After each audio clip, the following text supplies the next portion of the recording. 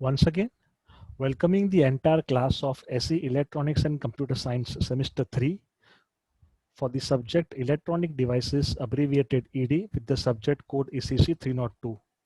Today, we continue further with module number 2, which is titled Special Semiconductor Devices. As per the syllabus, we have already covered unit number 2.1, which had Zener diode and its applications as a voltage regulator. We have also covered certain topics in unit number 2.2, which are the Vallector diode as well as the Schottky diode. Today we begin with a special family of devices which is called as optical devices or the optoelectronic devices containing photodiodes, light emitting diodes as well as solar cells. Today our focus will be only on the topic of solar cells. So before we begin with module number 2, unit number 2.2 with the subtopic solar cells, since they come under the category of optical devices or optoelectronic devices, which ultimately involves light, let us go slightly back in time and try to understand certain effects which from the physics point of view are important to us. Modern physics has established the dual nature of light. That is, light follows the wave particle duality thanks to experimentation by Max Planck, Albert Einstein, Thomas Young, Niels Bohr, and other eminent scientists. They all have established through a series of experiments that light can behave as a wave and light can also behave as a particle. Currently, it is not possible for us to go too much deep into this part, but yes, by this particular time, all of us know that light behaves as a wave and light also behaves as a particle.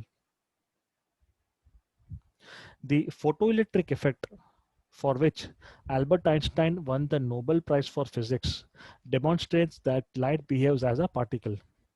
The photoelectric effect is shown in the very first figure or the very first diagram here. We have a metal surface, and as we are all aware, metals contain a lot of free electrons available for conduction, because for metals, the free electrons are present in the conduction band while the valence band is completely empty. You have a ultraviolet radiation source, also called as a UV source, which emits a beam of light over the metal sheet or over the metal surface. For the ultraviolet radiation source, which strikes the metal surface, electrons are being emitted. This effect is called as the photoelectric effect. Conversely, Thomas Young in the year 1801 or approximately around 1802 performed an experiment called as the double slit or the two slit experiment, in which he demonstrated that light behaves as a wave because the output obtained was different interference patterns which were following a typical wave type behavior that showed reflection, refraction, diffraction, and several other properties. So these two experiments clearly establish the dual nature of light. Since the topic which we are taking today, solar cells, needs a brief understanding about the photoelectric effect, let us see it. The photoelectric effect, as discovered by Albert Einstein, is based on the principle of light matter interaction, in which the incident light energy strikes on the material surface or a typical metal surface. And as we are all aware, light is supposed to have photons, where photons are basically nothing but charged energy particles having a discrete energy, but they are typically massless. The material surface shows different atoms in which the green colored dots indicate the nucleus, which is composed of protons as well as neutrons, while the orangish red color part indicates electrons. So when the incident light energy, that is the photons, strike the material surface or it strikes the metallic surface, it liberates one electron from the metal surface. However, this is not easy because the incident light energy should be above the minimum required energy band gap for the electrons to be emitted from the material surface. The energy contained by a photon is given by the expression E is equal to h into f. where h is the Planck's constant and f is the frequency.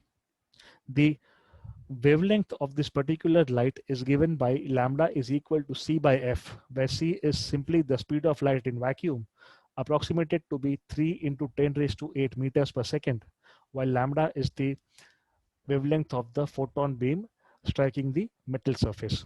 So, as we are able to see, if the energy is far less, then the photons are simply absorbed by the metal or by the material, nothing happens.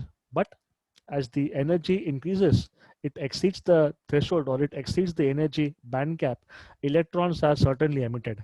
But as the energy increases further, a part of this extra energy, apart from the one required to exceed the threshold, goes in imparting additional velocity to the electrons which are emitted from the material surface. So this is a brief explanation about the photoelectric effect. As we had seen in one of our very earliest lectures, that materials can be classified based on the forbidden energy gap concept, such as conductors, insulators, as well as semiconductors. We had also taken two main questions or two statements, where one of them was the forbidden energy band gap plays a major role to determine the electrical conductivity of materials. And the second one being, smaller the forbidden energy band gap, more electrically conductive that particular material is. The question asked was, which of the two statements is true? And what we found out was, yes, both are absolutely true. If we take the energy band gap of a typical conductor, we see that the conduction band is completely full while the valence band is completely empty. And since the valence band as well as the conduction bands overlap, the forbidden energy gap is essentially zero. This makes it very easy for any electrons, if at all it is present in the valence band, to straight away jump into the conduction band. Examples of conductors which we had seen earlier were copper, platinum, gold, silver, etc. So conductors can be defined as materials which easily allow the passage or the flow of electric current through them. But on the other hand, if you take a look at the energy band diagram of a typical insulator, even they have a conduction band and a valence band too. However, the valence band is completely full while the conduction band is completely empty. And there exists a large forbidden energy band gap, typically of the order of 10 to 11 or sometimes even 12 electron volts. This large forbidden energy band gap makes it extremely difficult for electrons present in the valence band to cross over and then jump into the conduction band. Thus, insulators are basically materials which do not allow the flow or the passage of electric current through them. But if we take a look at the semiconductors, the valence band is almost full, the conduction band is almost empty. Now this is in stark contrast with with insulators, where the valence band was completely full and the conduction band was completely empty. Here I'm saying that the valence band is almost full while the conduction band is almost empty. Reason is that the forbidden energy gap is extremely small, typically of the magnitude of 1.1 to 1.2 electron volts. Such a small forbidden energy gap allows electrons in the valence band to easily jump over into the conduction band with a small external excitation, either in the form of an applied voltage or in the form of light, that is optical energy, or in the form of heat, that is thermal energy, which can be also due to the change in the temperature. Thus, semiconductors are materials whose electrical conductivity lies exactly between conductors as well as insulators. Now, bringing the photoelectric effect into this part, we now go into something called as optical generation of electron hole pairs. The diagram here shows a typical semiconductor in which we have a conduction band that's empty, a valence band that is full, it contains electrons lying in the valence band, and we have a certain forbidden energy band gap given by Eg. Now, let us suppose that we have incident light energy falling onto this particular semiconductor material. Let us take the first case in which the incident light energy has an energy level which is far less as compared to the forbidden energy band gap level, meaning the photons have a comparatively lesser energy as compared to the forbidden energy band gap. Under such conditions, what happens is the light that is also absorbed, or the photons which are also absorbed, they do not change any physical equilibrium, or they do not change any physical state of the material, because they are not imparting enough energy for the electrons to make them jump from the valence band and then into the conduction band. So they are not able to cross the forbidden energy band gap. However, if the incident light energy has photons with an energy level which is greater than or at least equal to the energy band gap, then apart from being absorbed, these particular photons transfer their energy levels to the electrons, and these particular electrons then jump from the valence band and into the conduction band. So this process will now release energy which is dissipated either in the form of heat or either in the form of light, because this follows the principle of energy conservation. Energy cannot be created nor it can be destroyed. Energy can only be converted or transferred from one form to the other. Here the photons from the incident light energy are simply transferring their energy to the electrons lying in the valence band, and once the electrons lying in the valence band are going into the conduction band, which is the case where they are freely available for conduction, this energy which was gained by the electrons as they jumped over the forbidden energy band gap is now dissipated either in the form of heat or either in the form of light. Still, nevertheless, what we get is, if an electron is in a typical excited state, then the electron emits a photon. The photon has a definite energy, but it does not have any mass. And once the photon is emitted, the electron once again goes back into its ground state. So what we get is, once the electrons which are lying in the valence band are now going into the conduction band, they leave behind holes. So for every single photon which contributes to a single electron hole pair, we have a beam of light which contains millions of photons will definitely be able to generate millions of electron hole pairs. So we have electrons on one side, we have holes on the other side. This particular principle, for which the understanding of the photoelectric effect is now required, will help you actually understand the operation of several optical devices such as the photodiode as well as the solar cell. So the bottom line is, if we have an incident light energy with a photon energy level sufficiently larger than the energy band gap, then yes, we do have generation of electron hole pairs, also called as EHPs. Looking at the general classification of optoelectronic or optical devices, they have three main parts. The first being the light emitter, the second being the light detector, and the third being the optocoupler or the optoisolator. The light emitters are broadly classified into two main categories. The first being the light emitting diode or LED, and the second being the laser diode. Light detectors fall into again three main categories. The first being photodiodes, the second being phototransistors, and the third being solar cells. In fact, solar cells is what we'll be currently studying as of now. So if we look at the solar cell, the structure or the construction is far very much simple.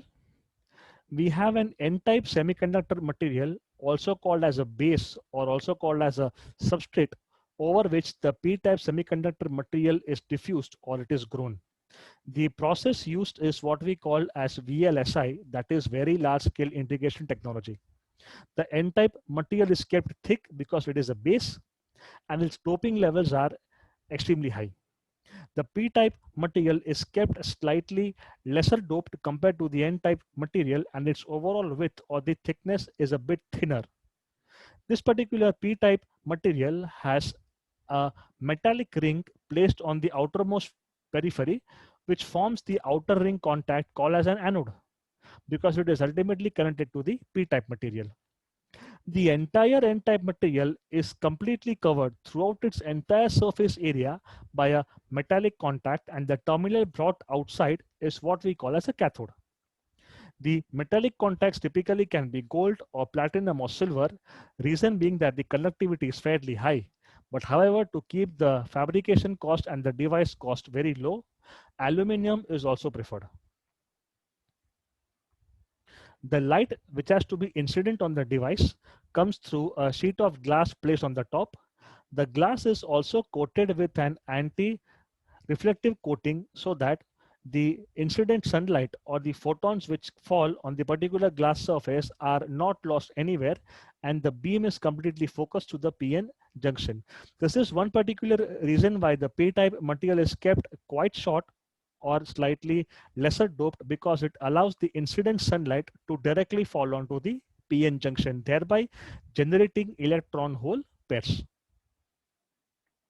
Solar cells commercially look like this, which is shown to be a single unit that's commercially available in the market. If we group several such solar cells, we get a solar module.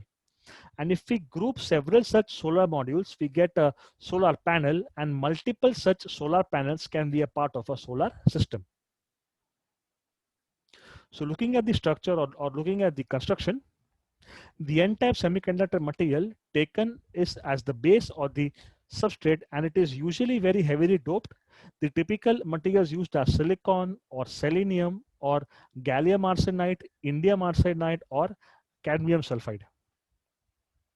The P-type semiconductor material is diffused or grown over the N-type semiconductor material. It is extremely lightly doped. The metallic contacts to the P-type material and its thickness is kept such that the incident light, that is photons, reach the PN junction. To achieve this, the outer ring contacts are used as the anode terminal, while the cathode is directly connected via a metal to the N-type material. During the construction as well as fabrication, efforts are made to ensure that the surface area perpendicular to the incident light is the maximum, or it is the optimum. The glass layer has a special anti-reflective coating to ensure or to prevent the loss of the incident light rays onto the solar surface, thereby increasing the absorption. A typical symbolic diagram of a solar cell is like this. It is just similar to a battery, with the positive part being shown as the anode, the negative part being shown as the cathode, and the two arrows which point inwards towards the device actually show that the light is falling onto the device for its operation, meaning the voltage can be generated only when you have a beam of light falling on the device. The operation or the working is nothing but the optical generation of electron hole pairs, something which we had just discovered some time back. The solar cell does not require any DC bias or any external battery source for its operation. In fact, it itself generates an electrical voltage across the anode or cathode terminals depending upon the incident light. So this particular incident light makes photons strike the semiconductor material surface. And as we had discussed, the P-type material is kept slightly thin, and also the doping level is less, because it is to allow the photons to strike to strike near the area which is close by to the PN junction. And when this happens, what we see that electrons from the P-type semiconductor material diffuse into the N-type material, whereas holes from the N-type material are now diffused into the P-type material. So we have negative charge accumulating towards the N-type material, and we have a positive charge accumulating towards the P-type material. This difference in the negative and the positive charge gives us an output voltage, which is commonly called as the open circuit voltage, or in short, VOC.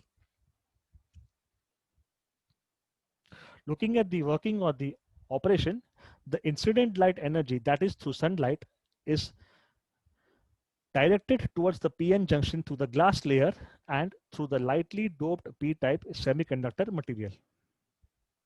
The photons which reach the PN junction disturb the thermal equilibrium, striking the neutral atoms in and around the depletion region or the depletion layer. The photons generate electron hole pairs EHP in and around the depletion region or the depletion layer with very high energy. The free electron under the effects of the already existing electric field. Yeah, keep in mind there's an electric field inside the solar cell because of the PN junction. And of the depletion layer, they move towards the N-type material. Similarly, free holes under the effect of the electric field of the depletion layer move towards the P-type semiconductor material. The negative charge, which is present on the P-type material near the PN junction, will repel the electrons and push them into the N-type material.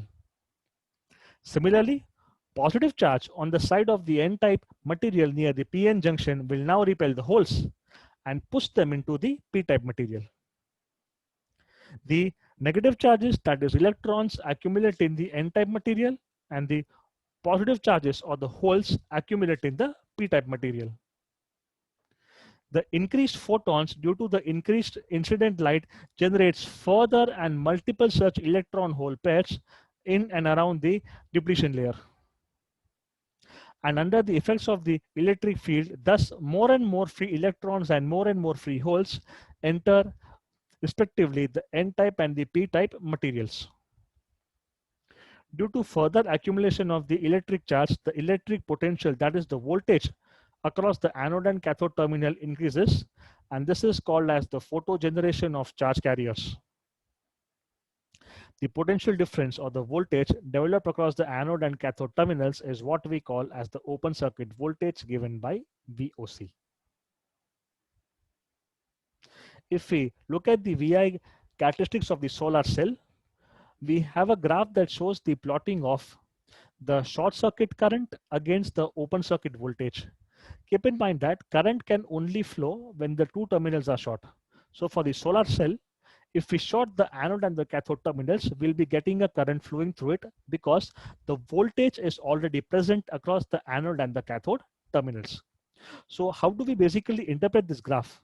Well, the optical generation of electron hole pairs is nothing but the generation of minority carriers. And we have seen that for a typical PN junction diode in the earlier case, minority carriers, the VI characteristics were a part of the third quadrant. That is why the actual operation of the solar cell happens in the third quadrant, where the current and the voltage are both negative. The first line in blue shows something called as the dark current. It is the current that flows in the complete absence of any incident light due to the minority carriers which are already present in the semiconductor device or in the solar cell itself. So if we just short the anode and the cathode terminal, then the entire current flows. The second graph or the second characteristics shows the current as a function of voltage for the intensity given by FC1.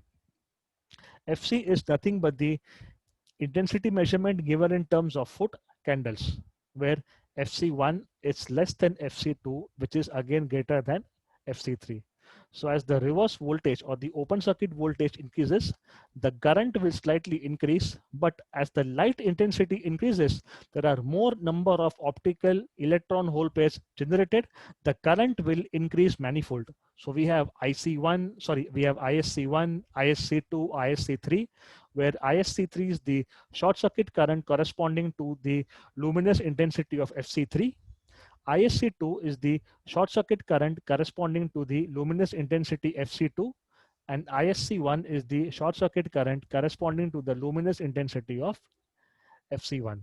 Although the current remains somewhat constant as compared to the change in the voltage VOC, however, its entire magnitude will increase, or it will almost double if the intensity will also double, or if the intensity will also increase. With the intensity increasing further, like FC4, FC5, etc., we get a complete family of curves. So for the solar cell, the VI characteristics are nothing but the short circuit current ISC plotted against the open circuit voltage VOC for different incident light intensity levels measured in terms of foot candles, that is FC. The electrons from the electron hole pairs cross the p-n junction and they enter into the n-type semiconductor material. Now, since you have minority carriers crossing the p-n junction, the current is in the reverse direction, or it is the reverse current. The holes from the electron hole pairs also cross the p-n junction and they enter into the p-type semiconductor material. This causes a minority carrier flow, which is exactly opposite in direction to the flow of conventional current in a p-n junction. Hence, the reverse current flows in a solar cell. The magnitude increases with the increase in the incident light intensity, also called as the luminosity. The dark current is due to the already present minority carriers in the device without any external incident light falling on it. On the vertical axis with V equal to 0, that is a short circuit condition, the current at which this particular intersection occurs is called as the short circuit current given by ISC. Horizontal axis with I equal to 0, that is the open circuit condition. The voltage at this particular intersection is called as the open circuit voltage given by VOC. The short circuit current ISC is a linear function of illumination because the generation of electron hole pairs is directly proportional to the amount of photon or the amount of light energy falling onto it. But however, the open circuit voltage VOC is a typical logarithmic function of the illumination. The short circuit current ISC typically doubles with the increase in the illumination or the light intensity. The open circuit voltage VOC will increase rapidly for lower values of the illumination or the light intensity. With very high illumination, the open circuit voltage VOC remains almost constant, but the short circuit current ISC will increase further and further, which will actually increase the power capabilities of the solar cell.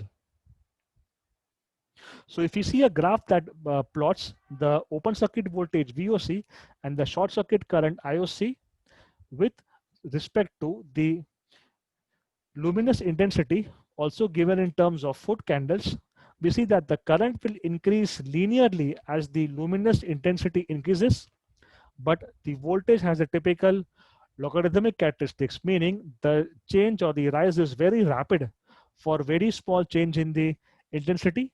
But however, as the intensity will increase further, the voltage level tends to slightly saturate. So we have the corresponding points given by, for FC1 we have VOC1 and we have ISC1. For FC2 we have the corresponding points given by ISC2 and VOC2, while for the intensity level FC3 we have the current level given by ISC3 and we have the voltage level given by VOC3. This graph shows a direct plot of the current in terms of the voltage. This part shows the maximum or the short circuit current, and this shows the open circuit voltage VOC. If you see the graph or the characteristics very carefully, we have a small knee point or a small breakaway point as shown over here, which is called as the Q point. Q means still, silent, inactive. Q means actually quiescent. So it is at this particular point where we are able to establish both the maximum current and the maximum voltage. So at the Q point on the VI characteristic axis, we have both the maximum current and the maximum voltage also. If you take a point somewhere maybe over here, you may see that the current is actually increasing maximum, but the voltage will suddenly decrease. Conversely, below the Q point, if you take it somewhere over here, you will find that although the maximum voltage has increased, the current has now drastically decreased. So the bend or this particular region or this particular angle or this particular corner, whatever you name it, this is the point where the current is maximum and the voltage also is maximum. These particular VI characteristics give a very important parameter in terms of solar cell, which is called as a fill factor given by FF. Now this is defined as the ratio of the maximum output power, that is Vm into Im, to the product of the open circuit voltage and the short circuit current given by VOC into the value ISC. This indicates the amount of power realized from the solar cell. If you see the graph, Im is always less than ISC, Vm is always less than VOC. So this clearly indicates that the fill factor will always be less than 1. Mathematically, the fill factor FF is given by Vm into Im divided by VOC into ISC. So if we just separate out the voltage and the current terms, we get Vm upon VOC into Im upon the value ISC. Research is being still carried in solar cells to make the maximum voltage very close to the open circuit voltage and to make the maximum current very close to the short circuit current. Practically, for all commercially available solar cells, the fill factor FF varies greatly between 0.33 to 0.65. If we take a typical example, if the maximum voltage is 80% of the open circuit voltage, so this will be giving us 0.8. Similarly, if the maximum current is again 80% of the short circuit current, this will be again be giving us 0.8. Multiplication of 0.8 with 0.8 gives us 0.64, which is well within the fill factor of 0.33 to 0.65. However, if you are able to increase the efficiency even more than 90%, that is more than 0.9, you may get a fill factor which would typically be 0.8 or also slightly more than 0.8. So fill factor actually gives us the amount of power realized from the solar cell.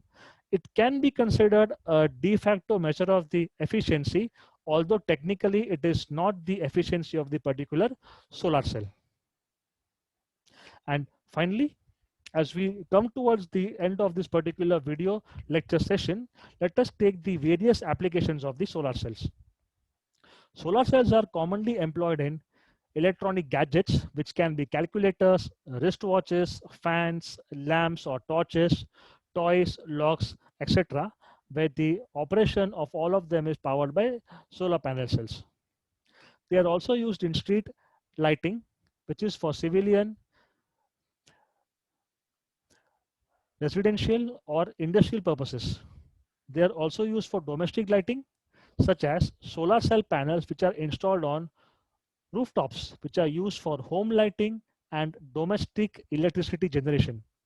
They are also being used nowadays in the field of agriculture, such as water pumps, which are powered by solar cells panels, and other agricultural implements or other agricultural machines in such far-fetched or very vast farmlands where it's close to impossible to carry electric current through poles or through wires.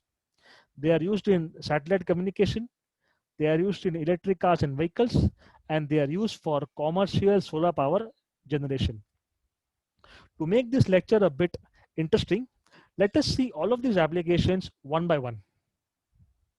The first part shows electronic gadgets. So yes, what we discussed earlier, we have calculators, solar powered wristwatches, solar powered fans, solar powered lights, solar powered toys, as well as solar powered locks, which all have solar cells as shown over here clearly. So the first application is for the term of electronic gadgets. The second application shows over here domestic lighting, in which we have solar panels installed on the rooftops. We have satellite communication, where the satellite is actually powered by series of solar panels attached to its wings. So the energy comes from the sun. Of course, these satellites also have a small battery backup in case there is an eclipse. You have solar cells put on the car roof, by which they are able to power the car. This one is a typical hybrid vehicle in which it has an electric charging point and it also has a solar cell panel as well. And they are also used in commercial street lighting as shown. For the application of agriculture and in farms, solar panel cells actually drive the water pumps, since they get the energy from the sun directly and they power the motor for its operation. And finally, the last application shows the commercial solar power generation, which is held in a place called as a solar farm. Solar farm is nothing but a large geographical stretch of land which is fully flat, which is fully barren, or it is not used for any other purpose. And this piece of land has got very good sunshine all the year around. So this is one ideal place to keep solar cells installed. These solar cell supports may also be typically robotic arms, or there may be a mechanism by which the solar cell panels are able to maneuver or they are able to move as per the sun's direction as it travels from one direction to the other over the entire horizon. So what we get is solar pumps actually give us cheap, quality, reliable, and green electric power. So this particular application completes the entire topic of solar cells. I sincerely hope that all these particular practical applications seen by you from the real life point of view have made the topic enjoyable. And as we bid goodbye, the list of textbooks is the same, the list of reference books, as well as the websites and the online resource materials also are the same. That will be all for today. Thank you very much.